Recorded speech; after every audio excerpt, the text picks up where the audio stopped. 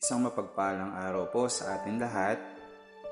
Atin pong pagnilayan ng isang istorya na tungkol po sa isang krus na papel.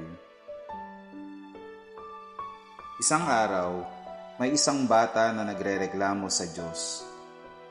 Panginoon, ang bigat-bigat na ng krus ko. Hindi ko na kaya. Dahil sa kanyang pagod at hinanakit, dinala siya ng Diyos sa isang silid na puno ng iba't ibang krus. Iba't ibang laki, iba't ibang bigat. Sinabi ng Diyos, "Pumili ka ng krus na kaya mong dalhin."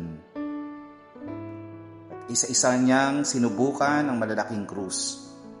Masyadong mabigat, sinubukan niya ang iba. Masyadong matalim, masyadong magaspang. Hanggang sa may nakita siyang isang krus na magaan. Halos walang bigat. Ngumiti siya at sinabi, "Ito na lang po, Panginoon. Ito ang gusto ko." Ngunit nang hawakan niya ito, napangiwi siya. Dahil ang krus na iyon ay gawa pala sa papel. At bawat hawak niya ay nagdudulot ng maliliit ngunit masakit na sugat. Parang paper cut. Hindi man mabigat, pero paulit-ulit siyang nasasaktan. Doon niya naunawaan, hindi lahat ng magaan ay mabuti. At hindi lahat ng mabigat ay dapat iwasan. Minsan, ang krus na ibinigay sa atin ng Diyos, kahit mabigat, ay siyang magliligtas sa atin sa mas malalim na sugat.